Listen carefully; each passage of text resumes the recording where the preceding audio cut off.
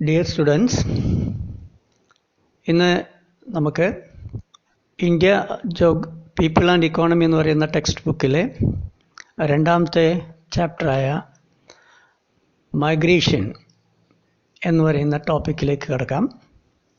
കഴിഞ്ഞ ക്ലാസ്സിൽ നിങ്ങൾ ഇന്ത്യ പോപ്പുലേഷൻ, അതിൻ്റെ distribution and composition and other aspects എന്ന് പറയുന്ന ഭാഗം പഠിച്ചിരുന്നു.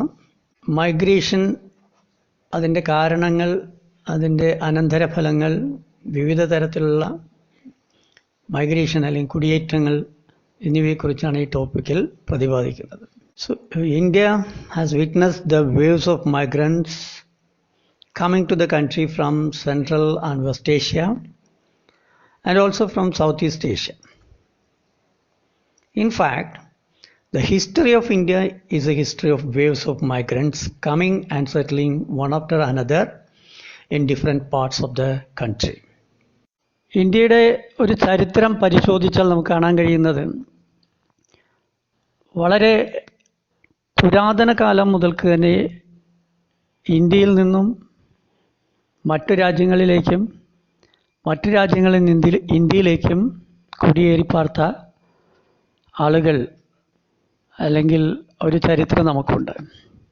മധ്യേഷ്യയിൽ നിന്നും പശ്ചിമ ഏഷ്യയിൽ നിന്നും പശ്ചിമ കിഴക്കൻ ഏഷ്യയിൽ നിന്നും ജനങ്ങൾ കുടിയേറിയതിന് ഇന്ത്യ സാക്ഷിയായിട്ടുണ്ട്. അതുപോലെ തന്നെ വൻതോതിൽ ജനങ്ങൾ ഇന്ത്യയിൽ നിന്നും മധ്യ കിഴക്കൻ രാജ്യങ്ങളിലേക്കും പശ്ചിമ യൂറോപ്പ്, അമേരിക്ക, ഓസ്ട്രേലിയ, തെക്ക് കിഴക്കൻ ഏഷ്യയിലേക്കും മെച്ചപ്പെട്ട സാമ്പത്തിക സൗകര്യത്തിനായിട്ട് മൈഗ്രേറ്റ് ചെയ്യപ്പെട്ടിട്ടുണ്ട്. അപ്പോൾ ഇന്ത്യക്കൊരു ചരിത്രം ഇതിനകത്ത് കുടിയേറി പാർക്കുകയും അല്ലെങ്കിൽ കുടിയേറ്റക്കാരായി പോവുകയും ചെയ്ത ഒരു പാരമ്പര്യം ഇന്ത്യക്കുണ്ട് എന്നുള്ളതാണ്. ഇന്ത്യൻ ഡയസ്പോറ നോക്കാം. നമുക്ക് ഇന്ത്യയിലെ കുടിയേറ്റക്കാരും അല്ലെങ്കിൽ ഇന്ത്യയിൽ നിന്ന് കുടിയേറി പാർത്തവരെ കുറിച്ചുള്ള ഒരു ഹിസ്റ്റോറിക്കൽ ബാക്ക്ഗ്രൗണ്ടിലേക്ക് നമുക്ക് നോക്കാം. 3 കാലഘട്ടങ്ങളിലായിട്ട് വേണമെങ്കിൽ നമുക്കിതിനെ തരംതിരിക്കാം. ഇന്ത്യയുടെ പ്രവാസികളെക്കുറിച്ചുള്ള അല്ലെങ്കിൽ കുടിയേറ്റക്കാരെക്കുറിച്ചുള്ള ചരിത്രം പരിശോധിക്കുകയാണെങ്കിൽ നമുക്ക് ഒരു 3 കാലഘട്ടത്തിൽ ഇത്തരത്തിലുള്ള ഒരു മൂവ്മെൻറ്റ്സ് അല്ലെങ്കിൽ ഒരു വേവ്സ് മൈഗ്രേഷൻസ് ഉണ്ട് എന്ന് നമുക്ക് മനസ്സിലാക്കാൻ കഴിയും. ഫസ്റ്റ്ലി അത് ഉണ്ടായിട്ടുള്ളത് ബ്രിട്ടീഷ് കോളനൈസേഷൻ പീരിയഡിലാണ്.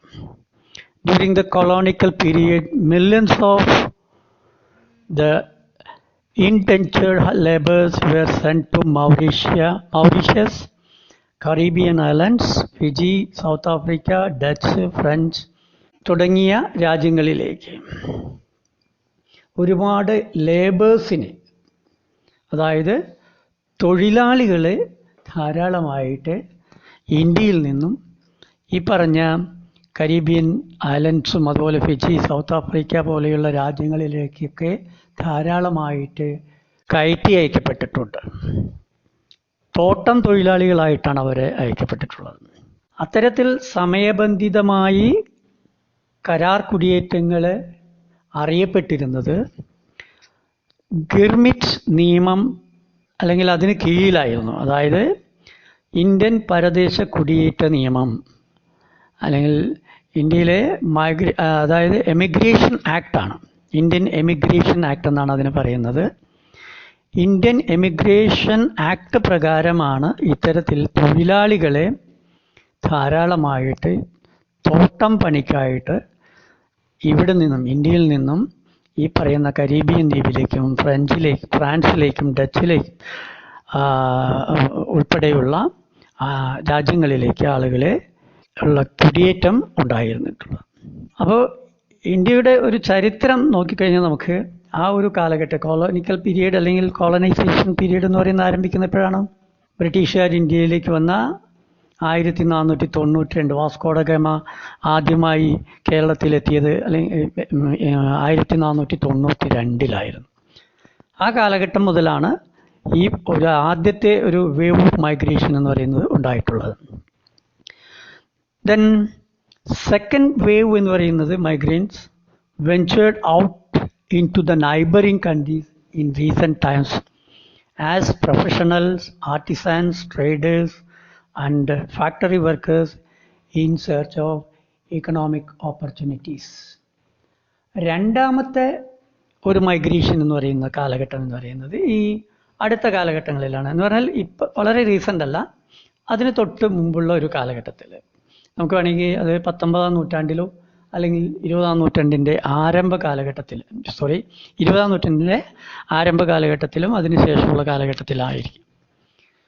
അത് എങ്ങോട്ടാണ് ഈ മൈഗ്രേഷൻ ഉണ്ടായത് അല്ലെങ്കിൽ കുടിയേറ്റം ഉണ്ടായത്? ആളുകൾ ഇന്ത്യയിൽ നിന്ന് നമ്മുടെ അയൽരാജ്യമായ മലേഷ്യ, തായ്ലൻഡ്, ഇന്തോനേഷ്യ, അതുകൂടാതെ ആഫ്രിക്കൻ രാജ്യങ്ങൾ എന്നിവിടങ്ങളിലേക്കാണ് സാമ്പത്തിക അവസരങ്ങൾ അന്വേഷിച്ച് ഉദ്യോഗസ്ഥർ, കരകൗശല വിദഗ്ധർ, വ്യാപാരികൾ എന്നിവർ ഈ രണ്ടാമത്തെ കാലഘട്ടത്തിലാണ് ഈ രാജ്യങ്ങളിലേക്ക് ഇന്ത്യയിൽ നിന്നും കുടിയേറിപ്പാർത്തത്. അപ്പോൾ സെക്കൻഡ് വേവ് ഓഫ് മൈഗ്രേഷൻ എന്ന് പറയുന്നത് for economic benefits people migrated from our country to the neighboring countries. Then മൂന്നാമത്തെ കാലഘട്ടം അല്ലെങ്കിൽ മൂന്നാമത്തെ ഒരു വേവ് ഓഫ് മൈഗ്രേഷൻ എന്ന് പറയുന്നത് comprised of professionals like doctors, engineers, financial experts, management consultants, media persons towards USA, Canada, Australia etcetera. അപ്പോൾ ഈ മൂന്നാമത്തെ വേവ് ഓഫ് മൈഗ്രേഷൻ എന്ന് പറയുന്നത് വളരെ റീസെൻ്റായിട്ട് അല്ലെങ്കിൽ എന്ന് പറഞ്ഞാൽ ആഫ്റ്റർ 1980s ഇവിടെ ഡോക്ടർമാർ, എൻജിനീയർമാർ, സോഫ്റ്റ്വെയർ എൻജിനീയർമാർ, അതുപോലെ തന്നെ മാധ്യമ പ്രവർത്തകർ, മറ്റു തരത്തിലുള്ള പ്രൊഫഷണൽ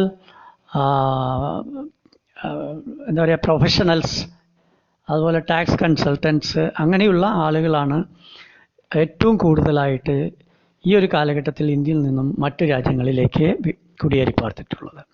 അത് പ്രധാനമായിട്ടും വളരെ ഡെവലപ്ഡ് കൺട്രീസ് ആയിട്ടുള്ള രാജ്യങ്ങളിലേക്ക്, കാനഡ, ഓസ്ട്രേലിയ, ന്യൂസിലാൻഡ് തുടങ്ങിയ രാജ്യങ്ങളിലേക്കുള്ള കുടിയേറ്റമാണ് ഈ മൂന്നാമത്തെ ഒരു കാലഘട്ടത്തിൽ ഉണ്ടായിട്ടുള്ള മൈഗ്രേഷൻ എന്ന് പറയുന്നത്. അപ്പോൾ anyway the Indian diaspora has been playing an important role in the development of respective countries.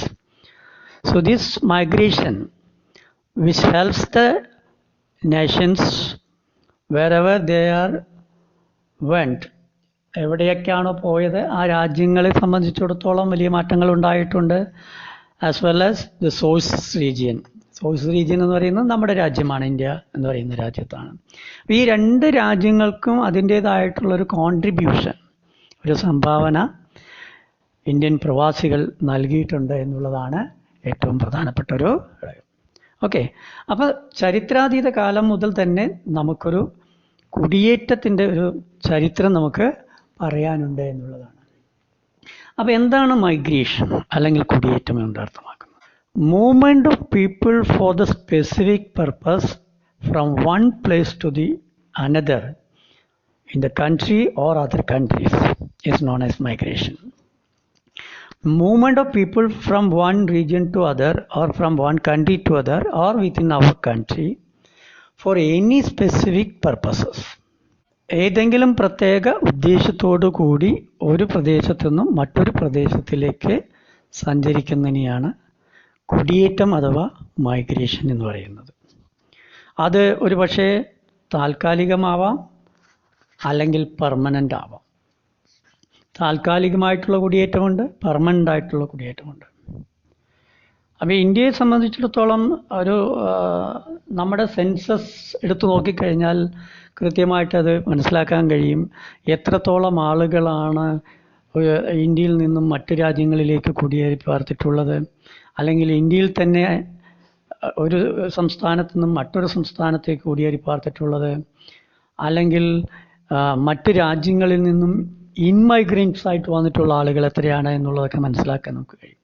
അത് പ്രധാനമായിട്ടും റെക്കോർഡ് ചെയ്യപ്പെട്ടിട്ടുള്ളത് ഫസ്റ്റ് സെൻസസ് മുതലാണ്. നമ്മുടെ ഫസ്റ്റ് സെൻസസിനെ കുറിച്ച് നിങ്ങൾ കഴിഞ്ഞ ടോപ്പിക്കിൽ പഠിച്ചതാണ്. 1872 ആരംഭിച്ചതെങ്കിലും first census report was published in the year 1881 ആണ്. സോ ഫ്രം ഓൺവേർഡ്സ് 1881 മുതൽ ഉള്ള എല്ലാ സെൻസസ് ഇയറിലും ഈ പറയുന്ന നമ്മുടെ ആളുകൾ എത്രത്തോളമാണ്, അല്ലെങ്കിൽ മൈഗ്രൻസ് കുടിയേറ്റക്കാർ എത്രയാണ്, എത്ര ശതമാനം ആളുകൾ എങ്ങോട്ടെല്ലാം പോയിട്ടുണ്ട് എന്നുള്ള കാര്യങ്ങളൊക്കെ റെക്കോർഡ് ചെയ്യപ്പെട്ടിട്ടുണ്ട്. So in the census of India migration is enumerated in 2 bases. നമ്മുടെ സെൻസസിൽ, അല്ലെങ്കിൽ കാനേഷ്മാരി എന്നാണ് അതിന് മലയാളത്തിൽ പറയുന്നത്, സെൻസസ്, അതിനകത്ത് മൈഗ്രേഷൻ എന്ന് പറയുന്നത്, അല്ലെങ്കിൽ കുടിയേറ്റം എന്ന് പറയുന്നത് 2 രീതിയിലാണ് റെക്കോർഡ് ചെയ്യപ്പെട്ടിരിക്കുന്നത്. ഒന്ന് പ്ലേസ് ഓഫ് ബർത്തിനെ ബേസ് ചെയ്തിട്ടാണ്, 2 place of residence. Place of birth and place of residence. If the place of birth is different from the place of enumeration, that person is known as a lifetime migrant. ഒരു ഇന്ത്യയിലെ കാനേഷ്മാരുടെ ജന്മസ്ഥലം എന്ന് പറഞ്ഞു കഴിഞ്ഞാൽ രേഖപ്പെടുത്തിയ ജന്മസ്ഥലത്തു നിന്നും വ്യത്യസ്തമാണെങ്കിൽ, അതായത് ഒരാൾ ജനിക്കുന്നത് എന്ന് പറയുന്നത്, ഇപ്പോൾ നമ്മളൊക്കെ സാധാരണ നമ്മുടെ ജനനം, ഇപ്പോൾ ഫോർ എക്സാമ്പിൾ നമ്മൾ എറണാകുളം ജനറൽ ഹോസ്പിറ്റലിലാണ് ജനിച്ചതെങ്കിൽ നമ്മുടെ ജന്മസ്ഥലമായിട്ട് പരിഗണിക്കപ്പെടുന്നത് എറണാകുളമാണ്. അവിടുന്ന് മാറി നമ്മൾ വേറൊരു സ്ഥലത്തേക്ക് താമസം മാറ്റി നമ്മളിരിക്കുന്ന ഇപ്പോഴുള്ള അഡ്രസ്സ് എന്ന് പറയുന്നത് വ്യത്യസ്തമാണെങ്കിൽ നമ്മൾ ആജീവാനന്ദകാല അല്ലെങ്കിൽ ജീവിതകാല കുടിയേറ്റക്കാരൻ എന്നാണ് അറിയപ്പെടുന്നത്. മറ്റൊന്ന്, രണ്ടാമത്തേതെന്ന് പറയുന്നത് വാസസ്ഥലം അല്ലെങ്കിൽ പ്ലേസ് ഓഫ് റെസിഡൻസ് ആണ്. അത് ഒരാൾ ജനിച്ച സ്ഥലത്ത് ഒരു 10-15 വർഷം താമസിക്കുന്നു, വിദ്യാഭ്യാസ ആവശ്യം അല്ലെങ്കിൽ ഉദ്യോഗം, അതുമല്ലെങ്കിൽ ബിസിനസ്, അങ്ങനെ സംബന്ധമായിട്ട് ആ ആൾ നേരത്തെ താമസിച്ച സ്ഥലത്ത് നിന്നും മാറി മറ്റേതെങ്കിലും സ്ഥലത്ത് പോയി സ്ഥിരതാമസമോ താൽക്കാലികമായിട്ട് താമസിക്കുകയോ ചെയ്യുന്ന വ്യക്തിയാണെങ്കിൽ അദ്ദേഹം അറിയപ്പെടുന്നത് മുൻ വാസസ്ഥാന പ്രകാരമുള്ള കുടിയേറ്റക്കാരൻ. അതാണ് പ്ലേസ് ഓഫ് റെസിഡൻസ് എന്നുകൊണ്ട് അർത്ഥമാക്കുന്നത്. അങ്ങനെ 2 രീതിയിലുള്ള കുടിയേറ്റക്കാരനായിട്ടുള്ള ഒരു വിശേഷണമാണ് നമ്മുടെ സെൻസസിൽ സാധാരണയായിട്ട് കൊടുക്കുന്നത്. അത് എല്ലാ സെൻസസ് റെക്കോർഡ്സിലും 1881 മുതലുള്ള ഇങ്ങോട്ടുള്ള എല്ലാ സെൻസസ് റിപ്പോർട്ടിലും അത് ചൂണ്ടിക്കാണിക്കപ്പെട്ടിട്ടുണ്ട്. ഇനി നമുക്ക് നോക്കാം എത്രത്തോളം ആളുകളാണ് ഇന്ത്യയിൽ കുടിയേറി പാർത്തിട്ടുള്ളത്, അല്ലെങ്കിൽ നമ്മുടെ കുടിയേറ്റത്തിൻ്റെ ഒരു കണക്കാണ് വരുന്നത്. Can you imagine the proportion of migrants in the population of India? So as per the census of India, 30% were reported as migrants by place of birth and 31% in the case of place of last residence. So this is according to 2001 census. 2001 കണക്ക് പ്രകാരമാണ് ഇത് text ബുക്കിൽ ഞാൻ നമ്മുടെ ഇത് റെഫറൻസിനായി എടുത്തത്. അതായത് 2001 തന്നെ ഏകദേശം അന്നത്തെ ജനസംഖ്യ എന്ന് പറയുന്നത് 102 കോടി ജനസംഖ്യയാണ്. അതിൽ ഏകദേശം 30 കോടിയിലധികം ജനങ്ങളാണ് അവരെ പ്ലേസ് ഓഫ് ബർത്തിന്, അതായത് നേരത്തെ പറഞ്ഞ പ്ലേസ് ഓഫ് ബർത്ത് കൺസിഡർ ചെയ്ത് ജനിച്ച സ്ഥലത്തല്ലാതെ മാറി താമസിക്കുന്നവരാണ്. 315 എന്ന് പറയുന്നത്, അല്ലെങ്കിൽ 31 crores of population are they were migrated as last residence, place of last residence. അപ്പം 31% ആളുകൾ മറ്റൊരു എന്താ പറയുക പ്ലേസ് ഓഫ് ലാസ്റ്റ് റെസിഡൻസിനെ ബേസിച്ചുള്ള മൈഗ്രേറ്റഡ് പോപ്പുലേഷനാണ്. അപ്പോൾ അത്രയും ഒരു മൈഗ്രേഷൻ നമുക്ക് കാണാൻ കഴിയുന്നു എന്നുള്ളതാണ് ഏറ്റവും പ്രധാനപ്പെട്ടൊരു ഇത്. ഓക്കെ, ഇനി നമുക്ക് നോക്കാം മൈഗ്രേഷൻ്റെ ഗതികൾ എന്ന് പറയുന്നത്, അല്ലെങ്കിൽ സ്ട്രീംസ് ഓഫ് മൈഗ്രേഷൻ എന്ന് പറയുന്നതിന്. മൈഗ്രേഷൻ ടേക്സ് പ്ലേസ് സാധാരണ ഒരു നമുക്ക് കാണാൻ കഴിയുന്നത് രാജ്യത്തിനകത്തുള്ള മൈഗ്രേഷൻ, അതിനെ പറയുന്നത് ഇൻറ്റേർണൽ മൈഗ്രേഷൻ എന്ന് പറയാം. Internal within the country. And international migration, that is out of the country, നമ്മുടെ രാജ്യത്തു നിന്ന് പുറത്തേക്കുള്ള കുടിയേറ്റം.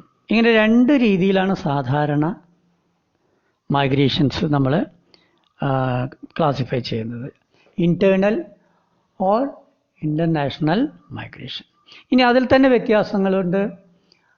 അവിടെ നമുക്ക് നോക്കാം, അണ്ടർ ദ ഇൻറ്റേർണൽ മൈഗ്രേഷൻ, രാജ്യത്തിനകത്തുള്ള കുടിയേറ്റം, അതിൻ്റെ ഗതികൾ എന്ന് പറയുന്നത്, അല്ലെങ്കിൽ ഏതെല്ലാം രീതിയിലാണ്, അല്ലെങ്കിൽ സ്ട്രീംസ് ഓഫ് മൈഗ്രേഷൻ എന്ന് പറയുന്നത് 4 രീതിയിലാണ്. നോക്കാം ഏതാണ്. ഒന്ന്, റൂറൽ ടു റൂറൽ. ഞാനതിലവിടെ ബ്രാക്കറ്റിൽ ക്യാപിറ്റൽ R to R എന്ന് എഴുതിയിട്ടുണ്ട്. അതിനർത്ഥം ഷോർട്ട് ഫോമിൽ എഴുതിയതാണ് rural to rural. Rural to rural എന്ന് പറഞ്ഞാൽ എന്താണ്? ഗ്രാമീണ മേഖലയിൽ നിന്നും മറ്റൊരു ഗ്രാമീണ മേഖലയിലേക്ക് ഉള്ള കുടിയേറ്റമാണ്.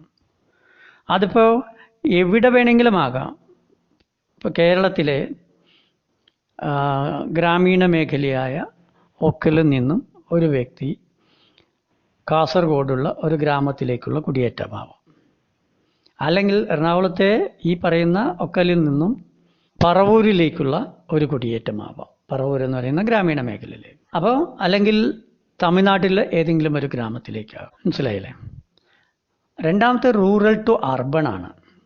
ഗ്രാമീണ മേഖലയിൽ നിന്നും നഗരങ്ങളിലേക്കുള്ള കുടിയേറ്റം. ഇപ്പോൾ അകനാട് നിന്നും ഒരാൾ മെട്രോ സിറ്റിയായ കൊച്ചിയിലേക്ക് പോകുന്നു, അവിടെ സ്ഥിരതാമസമാക്കുന്നു, അങ്ങനെയുള്ള മൈഗ്രേഷനാണ് അർബൺ ഏരിയാസ്. അല്ലെങ്കിൽ മുംബൈയിലേക്ക് പോകുന്നു, അല്ലെങ്കിൽ ചെന്നൈയിലേക്ക് പോകുന്നു, അല്ലെങ്കിൽ തൃശ്ശൂർ കോർപ്പറേഷനുള്ള തൃശ്ശൂരിലേക്ക് പോകുന്നു, അങ്ങനെയുള്ള ഏതെങ്കിലും ഒരു അർബൺ സെൻറ്ററിലേക്കുള്ള കുടിയേറ്റം. ദെൻ മൂന്നാമത്തത് അർബൺ ടു അർബൺ ആണ്, നഗരങ്ങളിൽ നിന്നും നഗരങ്ങളിലേക്ക്. ഇപ്പോൾ സാധാരണ കുടിയേറ്റം ഉണ്ടാകുമ്പോൾ ഒരാൾ ആദ്യം ഇപ്പോൾ ഒരു വ്യക്തി തന്നെ ചിലപ്പോൾ ഗ്രാമത്തിൽ നിന്ന് ചെറിയ നഗരത്തിലെത്തും. ആ നഗരത്തിൽ ജോലി ചെയ്ത് അദ്ദേഹത്തിന് സാമ്പത്തിക ബുദ്ധിമുട്ടോ അല്ലെങ്കിൽ മറ്റെന്തെങ്കിലും കാരണങ്ങൾ കൊണ്ട് അദ്ദേഹത്തിന് ഓപ്പർച്യൂണിറ്റീസ് വരുമ്പോൾ ചിലപ്പോൾ അദ്ദേഹം മറ്റൊരു സിറ്റിയിലേക്ക് പോകാം. എന്ന് പറഞ്ഞപ്പോൾ തൃശ്ശൂർ പോലെയുള്ള ഒരു ചെറിയ നഗരത്തിൽ നിന്നും മുംബൈ അല്ലെങ്കിൽ ബാംഗ്ലൂർ അല്ലെങ്കിൽ ചെന്നൈ പോലെയുള്ള മെട്രോപൊളിറ്റൻ സിറ്റീസിലേക്ക് മൈഗ്രേറ്റ് ചെയ്യപ്പെടുന്ന വ്യക്തികളുണ്ടാവാം. അല്ലെങ്കിൽ നമ്മുടെ ഇവിടെ തന്നെ അടുത്തുള്ള പെരുമ്പാവൂർ അല്ലെങ്കിൽ അതുപോലെയുള്ള നഗരങ്ങളിൽ നിന്ന് മറ്റ് വലിയ നഗരങ്ങളിലേക്കുള്ള കുടിയേറ്റം ഉണ്ടാവാം. അതാണ് അർബൻ ടു അർബൻ എന്നത്.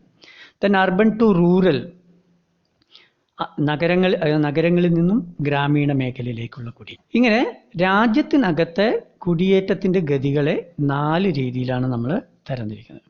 റൂറൽ ടു റൂറൽ, അല്ലെങ്കിൽ ഗ്രാമങ്ങളിൽ നിന്നും ഗ്രാമങ്ങളിലേക്ക്. റൂറൽ ടു അർബൻ, ഗ്രാമങ്ങളിൽ നിന്നും നഗരങ്ങളിലേക്ക്. അർബൻ ടു അർബൻ, നഗരങ്ങളിൽ നിന്നും നഗരങ്ങളിലേക്ക്. അർബൻ ടു റൂറൽ, നഗരങ്ങളിൽ നിന്നും ഗ്രാമങ്ങളിലേക്ക് എന്ന രീതിയിലുള്ള കുടിയേറ്റം. ഇന്ന് നമുക്ക് ഇവിടെ നിർത്താം. അപ്പോൾ ഇന്ന് നമ്മൾ പ്രധാനമായും നോക്കിയത് ഇന്ത്യയുടെ കുടിയേറ്റത്തിൻ്റെ ചരിത്രം, എന്താണ് കുടിയേറ്റം അല്ലെങ്കിൽ മൈഗ്രേഷൻ, ആഭ്യന്തര കുടിയേറ്റവും അന്താരാഷ്ട്ര കുടിയേറ്റവും എന്നാൽ എന്താണ്, ആഭ്യന്തര കുടിയേറ്റത്തിലെ ഗതികൾ അല്ലെങ്കിൽ സ്ട്രീംസ് ഓഫ് മൈഗ്രേഷൻ എന്നിവയാണെന്ന് പ്രധാനമായിട്ടും നമ്മൾ ഡിസ്കസ് ചെയ്തത്. ബാക്കി നമുക്ക് അടുത്ത ക്ലാസ്സിൽ നോക്കാം.